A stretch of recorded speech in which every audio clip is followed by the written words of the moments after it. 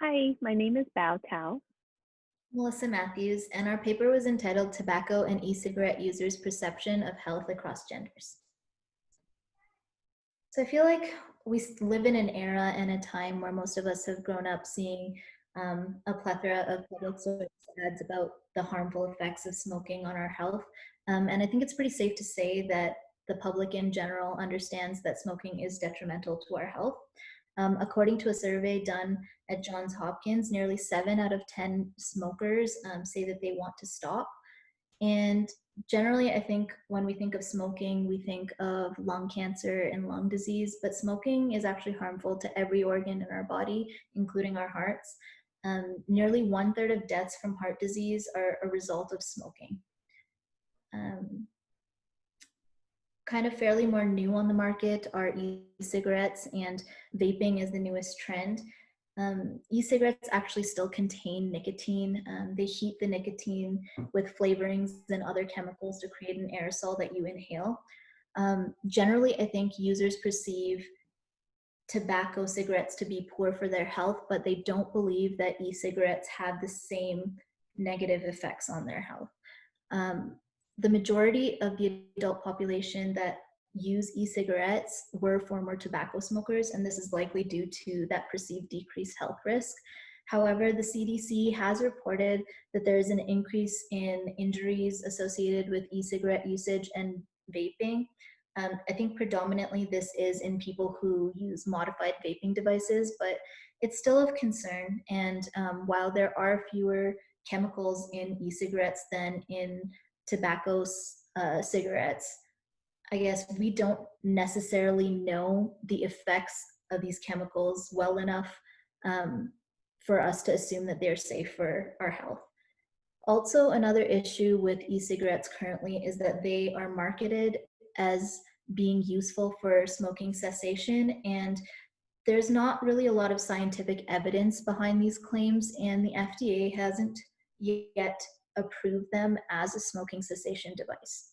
So while a lot of studies have looked at the perception of e-cigarette usage um, amongst different age groups, there hasn't been a lot of studies that have done it amongst the different genders. And so that is what our study aims to do. So to examine the perception of health issues arising from tobacco and e-cigarette consumption in the United States across genders, we used data collected from the Population Assessment of Tobacco Health Study, which is the PATH study. And the PATH study is a collaboration between the US FDA and NIH, National Institute on Drug Abuse. The PATH study provides self-reported information on the attitudes and behaviors of adults and youth on the use of tobacco and how it affects health. The study was conducted between 2011 and 2019, so there are about 5-6 sets of data. However, for our study, we specifically looked at their third set of data, which represents a second follow-up on the first set of participants, but focusing only on adults 18 years and older. So on to the results. In the first figure, participants were asked whether they believe smoking cigarettes can cause mouth cancer. And we found that more than 70% people agreed or strongly agree smoking cigarettes can cause mouth cancer. Then in this next figure, we looked at whether there was a difference in belief between males and females. And we found that more females think smoking can cause mouth cancer. Then we looked at e-cigarettes. We wanted to know whether people believe e-cigarettes can cause health problems. And we found that more than 80% of people do not actually believe e-cigarettes can cause health problems. Then in this graph, we looked at whether the people who believe e-cigarettes can cause health problems would also believe that smoking cigarettes can cause mouth cancer. And we found that these people are also more likely to agree that smoking cigarettes can cause mouth cancer. So among this group of people, we found that slightly more males than females do not believe e-cigarettes can cause health problems. On the left side, you can see that males, 54% of males said no, and then on the right side, 51% of females said yes.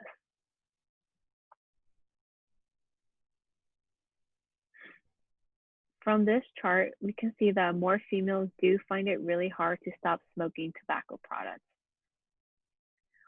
And in this next graph, we can also see that more females find it hard to stop smoking tobacco products for just a week. Then we wanted to know whether people think smoking tobacco helps them think better. From this graph, we found that more males do not agree that smoking tobacco helps them think better. Then we wanted to understand people's perception on control. Here, we wanted to know whether people find that tobacco is controlling them.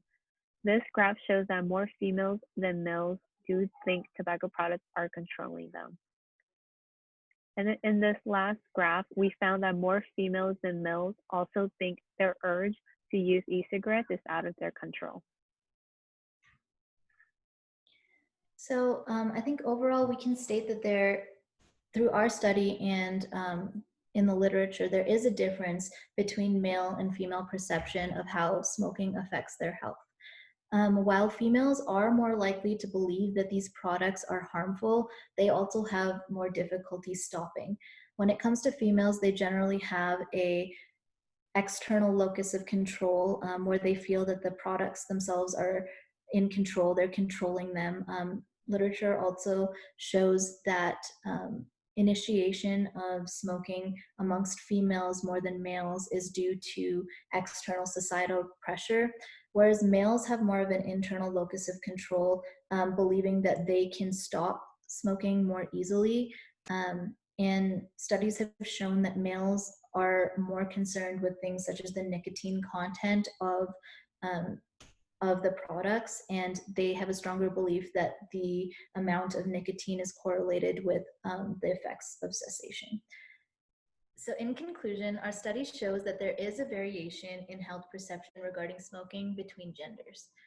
However, further study in this area is definitely warranted, and it will help inform better public policy making and regulation of these products, as well as possibly help physicians and healthcare providers better educate their patients and prevent disease. It may also help create better, more targeted public health campaigns and promote general awareness amongst the public. Thank you. Thank you.